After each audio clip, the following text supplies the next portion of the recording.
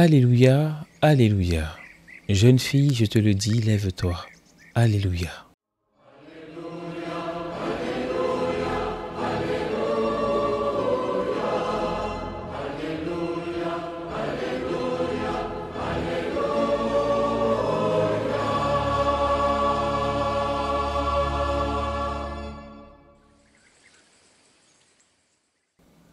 Évangile de Jésus-Christ selon saint Marc. En ce temps-là, Jésus regagna en barque l'autre rive, et une grande foule s'assembla autour de lui. Il était au bord de la mer. Arrive un des chefs de synagogue nommé Jaïr. Voyant Jésus, il tombe à ses pieds et le supplie instamment. « Ma fille, encore si jeune, est à la dernière extrémité. Viens lui imposer les mains pour qu'elle soit sauvée et qu'elle vive. » Jésus partit avec lui, et la foule qui le suivait était si nombreuse qu'elle l'écrasait. Or, une femme qui avait des pertes de sang depuis 12 ans, elle avait beaucoup souffert du traitement de nombreux médecins et elle avait dépensé tous ses biens sans avoir la moindre amélioration. Au contraire, son état avait plutôt empiré. Cette femme donc, ayant appris ce qu'on disait de Jésus, vint par derrière dans la foule et toucha son vêtement. Elle se disait en effet, « Si je parviens à toucher seulement son vêtement, je serai sauvée. » À l'instant, l'hémorragie s'arrêta. Et elle ressentit dans son corps qu'elle était guérie de son mal. Aussitôt, Jésus se rendit compte qu'une force était sortie de lui. Il se retourna dans la foule et il demandait « Qui a touché mes vêtements ?» Ses disciples lui répondirent « Tu vois bien la foule qui t'écrase et tu demandes « Qui m'a touché ?» Mais lui regardait tout autour pour voir celle qui avait fait cela. Alors la femme, saisie de crainte et toute tremblante, sachant ce qui lui était arrivé, vint se jeter à ses pieds et lui dit toute la vérité. Jésus lui dit alors, « Ma fille, ta foi t'a sauvée, va en paix et sois guérie de ton mal. » Comme il parlait encore, les gens arrivent de la maison de Jaïr, le chef de la synagogue, pour dire à celui-ci, « Ta fille vient de mourir, à quoi bon déranger encore le maître ?» Jésus, surprenant ces mots, dit au chef de synagogue, « Ne crains pas, crois seulement. » Il ne laissa personne l'accompagner, sauf Pierre, Jacques et Jean, le frère de Jacques. Ils arrivent à la maison du chef de synagogue. Jésus voit l'agitation et les gens qui pleurent et poussent de grands cris. Il entre et leur dit, « Pourquoi cette agitation et ces pleurs? L'enfant n'est pas morte, elle dort. » Mais on se moquait de lui. Alors il met tout le monde dehors, prend avec lui le père et la mère de l'enfant et ceux qui étaient avec lui. Puis il pénètre là où reposait l'enfant. Il saisit la main de l'enfant et lui dit « Talitha koum », ce qui signifie « Jeune fille, je te le dis, lève-toi ». Aussitôt, la jeune fille se leva et se mit à marcher. Elle avait en effet 12 ans. Ils furent frappés d'une grande stupeur, et Jésus leur ordonna fermement de ne le faire savoir à personne. Mais il leur dit de la faire manger.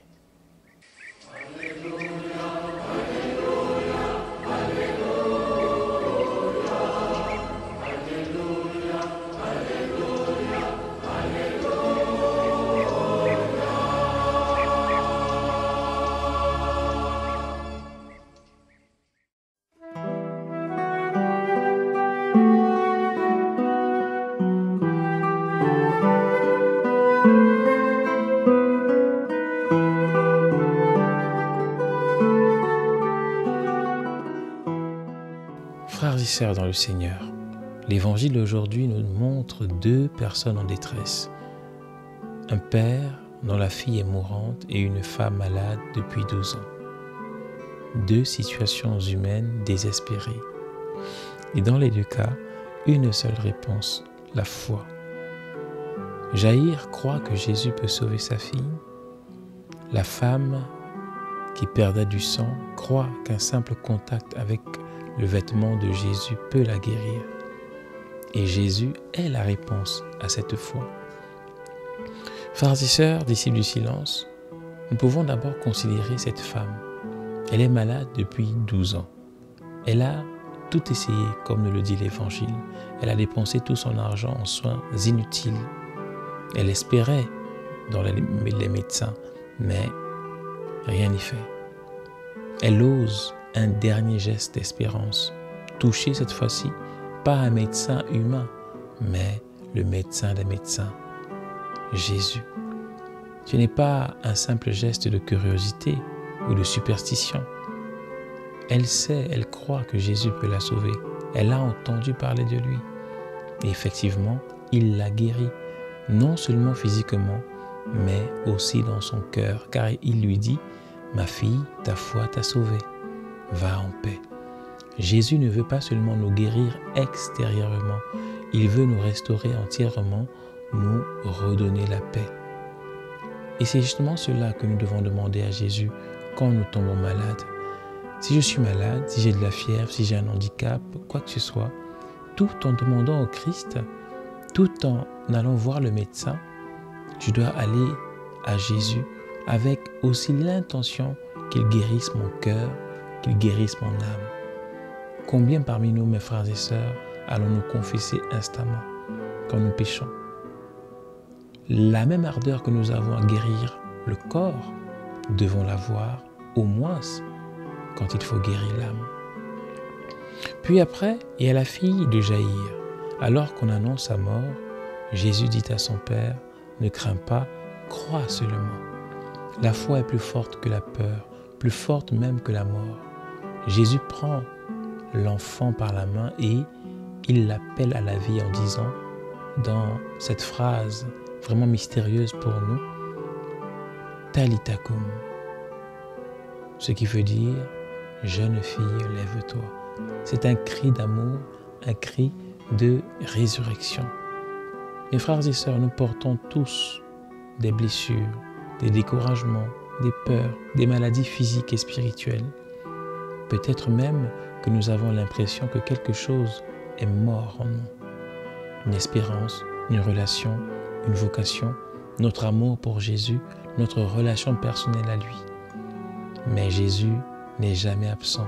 Il est vraiment là. Il est toujours là. Il nous tend la main, il nous dit « Lève-toi ». Il dit à chacun et à chacune d'entre nous « Talitha koum ». Il dit à chacun et à chacune d'entre nous « Touche mon vêtement, touche-moi, touche mon cœur ». Comme la femme malade, osons toucher le Christ avec foi. Comme Jaïr, ne laissons pas la peur, parfois cette peur qui est manifestée par les commérages, par les on-dit des gens. « Ah, laisse le maître, ta fille est déjà morte ». Non, ne laissons pas ces peurs, ces bruits étouffer notre confiance en lui, en Jésus. Certes, nous sommes humains, c'est tout à fait normal de craindre, tout à fait normal d'avoir peur, tout à fait normal de considérer les paroles de nos frères et sœurs, même si elles ne sont pas justes.